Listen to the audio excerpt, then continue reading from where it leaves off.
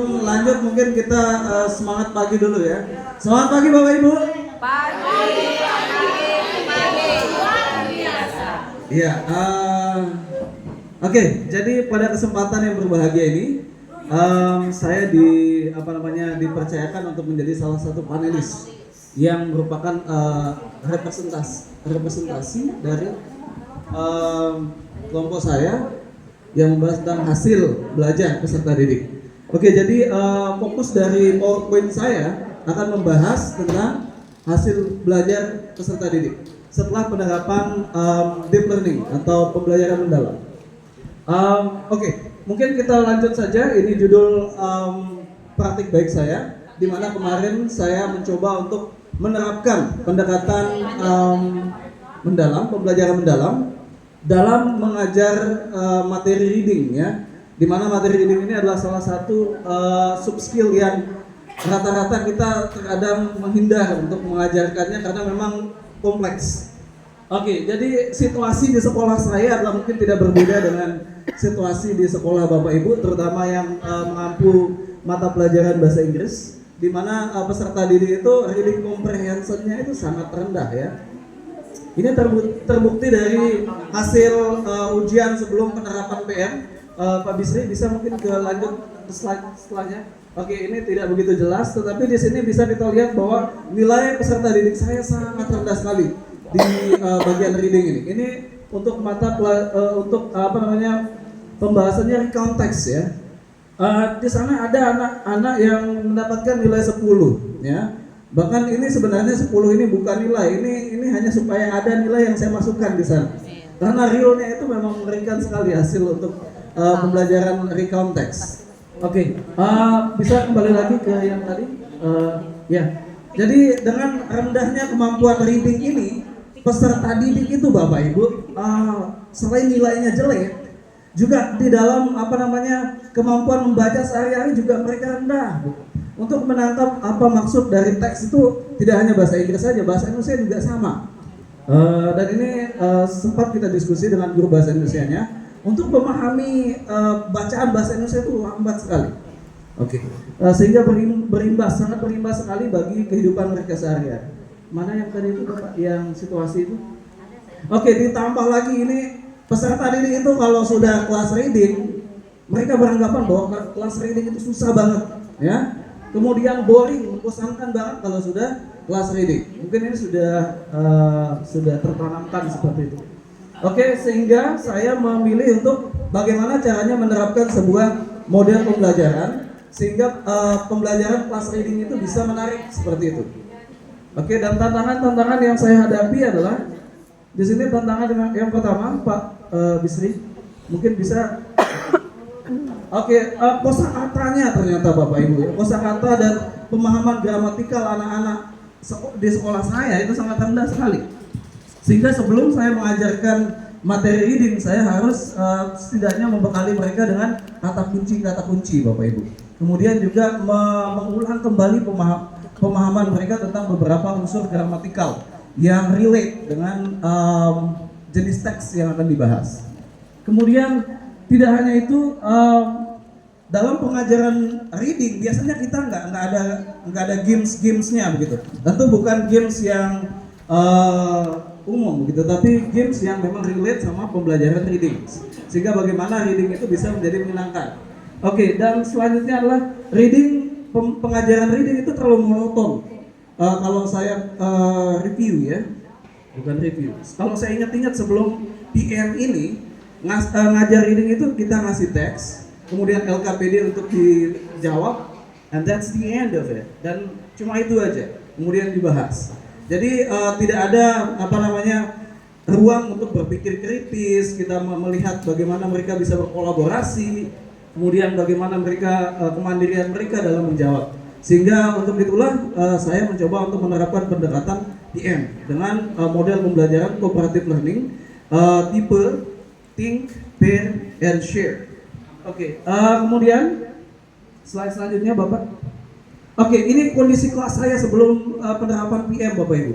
Jadi anak-anaknya kelihatan di sana ada yang ngantuk, bahkan ada yang tidur ya. Tapi tidak kena foto sebenarnya. Di belakang itu ada yang tidur Bapak Ibu. Oke, kemudian selanjutnya, nah setelah PM, setelah saya menerapkan cooperative learning, itu Bapak Ibu bisa lihat di sana anak-anak itu sudah mulai aktif. Jadi dari tadi yang ada yang pasif, yang tidur, kemudian ada yang sampai kelihatan bosan sekali, menjadi sangat aktif mereka di dalam proses pembelajaran. Oke, bisa selanjutnya Bapak. Nah, jadi ini yang saya maksud tadi. Sebelum saya mengajarkan report text, saya buat games dulu. Ini untuk merelate materi sebelumnya dengan materi yang saya ajarkan. Jadi mereka ini membahas binatang juga, tetapi dengan game tebak-tebakan ini banyak kosakata yang sudah mereka pelajari akan diingat kembali seperti itu. Ini mungkin modelnya Ausbel kalau kita kembalikan ke materi yang kemarin. Kemudian selanjutnya ini sebenarnya salah satu scaffolding saya. Maksudnya bagaimana saya membantu mereka dalam aktivitas membaca mereka untuk text report. Selanjutnya, nah ini juga scaffolding saya. Jadi sebelum saya masuk ke act of reading, saya membantu mereka mengingat-ingat materi dan kosakata yang sudah mereka pelajari. Tidak hanya itu, mereka juga saya kasih bekali dengan keywords. Keywords ini adalah kata kunci yang nanti akan muncul di teks-teks yang akan mereka baca. Tetapi keywordsnya saya tidak kasih secara langsung seperti itu. Tetapi mereka harus mencari makna dari keywords yang ada. Nah, ini saya menggunakan prinsip konstruktivisme. Jadi tidak spoon feeding, tetapi saya mencoba untuk memberikan ruang supaya peserta didik ini menemukan ilmunya sendiri seperti itu. Dan juga di sana ada penggunaan word wall. Oke, ini juga sebenarnya membantu mereka untuk mengulang pemahaman tentang unsur gramatikal. Jadi itu yang menjadi kenapa saya tidak menggunakan genre based approach? Karena kalau saya genre based approach, maka pembahasannya akan lama di bagian itu, di bagian mengajari ulang unsur kebahasaan. Tetapi kalau ini mereka hanya kita ingatkan kembali apa yang sudah mereka pelajari. Karena saya tahu anak kelas 9 itu sudah belajar ini. Dan kalau saya ulangi memberikan materi ini, maka it's wasting of time. Akan sangat buang-buang waktu. Sehingga cukup hanya mereka mengerjakan pada word wall, kemudian mengingat kembali, oh ternyata seperti ini yang sudah saya pelajari, seperti itu. Dan ini susun kata sebenarnya Bapak Ibu, jadi sekalian scaffolding mereka juga kayak bermain games di sini. Kalau udah pakai TV elektronik sebenarnya mereka bisa maju kemudian menggeser-geser sendiri seperti itu. Jadi ada kayak kinesthetic learning-nya bisa juga masuk di sana. Oke, selanjutnya. Nah, jadi ini sebenarnya kemarin saya menampilkan video orang hutan itu bukan karena hanya alasan bosan saja, tapi ada dalam konsep pengajaran bahasa itu multimodality. Multimodality ini sebenarnya sangat erat sekali hubungannya dengan genre based approach yang kemarin sudah disinggung sama Pak Dodi. Jadi multimodality ini adalah kita mengajarkan teks tapi bukan teks tulis saja, melainkan ada audionya di sana. Jadi ini dalam bentuk video, kemudian gambar juga. Bapak Ibu bisa baca konsep pengajaran teks dengan menggunakan pendekatan multimodality. Oke, bisa mungkin selanjutnya. Nah, dan setelah semua usaha yang sudah saya lakukan tadi, ini ada top lowest achieved students. Ini ada 3 orang yang bisa dikatakan paling kurang lah di kelasnya. Oke, ini biasanya kalau mereka dikasih teks, dikasih membaca itu mereka nggak mau ikut terlibat. Jangankan mengisi, terlibat saja tidak mau. Ternyata setelah saya menerapkan ini, mereka mau mengisi dan kemudian nilai mereka juga ternyata lumayan signifikan. Oke, ada yang dapat 68, mungkin Zain ini Pak Muji tak kenal sendiri ya. Pak Luki, Zain ini adalah tukang tidur di kelasnya. Setelah penerapan media model ini, ternyata dia ikut terlibat dalam diskusi dan kemudian nilai mengerjakan LKPD-nya juga lumayan lah untuk lowest achieved students begitu ya. Bisa dilanjutkan mungkin? Nah, ini jadi penilaian saya yang awalnya dulu sebelum PM hanyalah fokus kepada kognisi saja. Sekarang saya juga melakukan penilaian autentik, yaitu penilaian afektifnya, bagaimana mereka berkolaborasi, kemudian critical thinking, kemudian komunikasinya, bagaimana mereka mempresentasikan hasil dari diskusinya, dan lain sebagainya. Bisa dilanjutkan? Kemudian ini adalah hasil belajar penilaian psikomotornya. seberapa terampil mereka menemukan ide pokok, kemudian melakukan scanning dan skimming dalam reading. Bisa dilanjutkan mungkin? Oke, dan ini luar biasanya di sini data ini Bapak Ibu. Jadi sebelumnya saat saya mengajarkan dari konteks tanpa PM, skor anak-anak itu sangat menyedihkan sekali Bapak Ibu.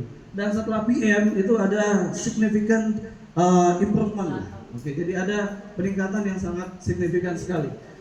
Dulu ada yang dapat 10, ada yang dapat itu nilai-nilai belas kasihan. Memang setelah itu juga masih ada ya, memang karena ada beberapa siswa saya spesial di sana, nilainya nggak akan bisa naik. Tetapi rata-ratanya sudah ada peningkatan yang sangat signifikan. Dari yang awalnya cuma 44, sekian rata-ratanya, setelah itu naik menjadi 66,5. Itu bagi saya pribadi adalah sebuah achievement yang sangat luar biasa sekali. Bisa dilanjutkan?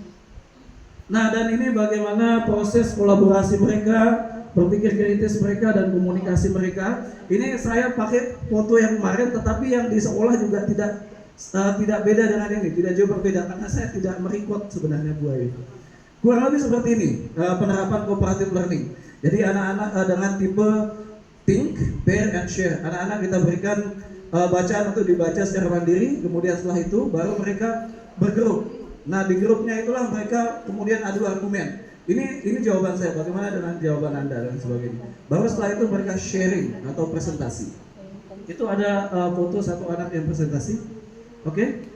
Jadi pembelajarannya menyeluruh. Memang sebenarnya rencana awal saya adalah menggunakan media authentic material namanya.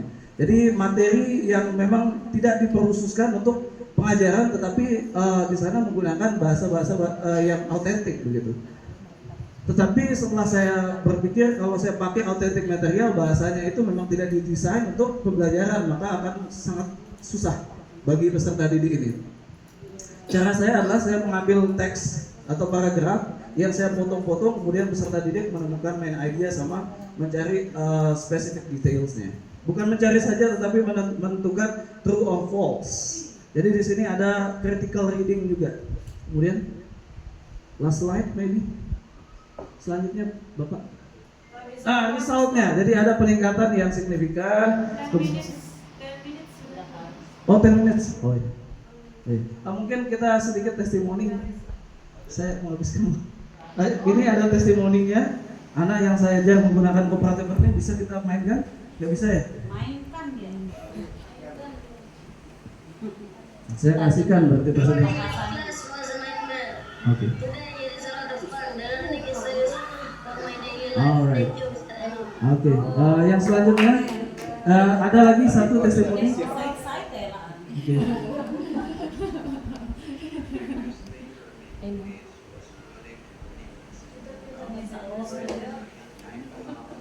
Iya. Ini lagi ngantuk nih. Pengantuk. Iya. Oke. Setidaknya itu, jadi saya mengklaim bahwa ada peningkatan yang hasil belajar yang signifikan, bukan hanya dari tes saja, tetapi secara holistik mencakup kemampuan afektif dan psikomotor peserta didik saya. And I boldly claim that I did right in my teaching. Thank you.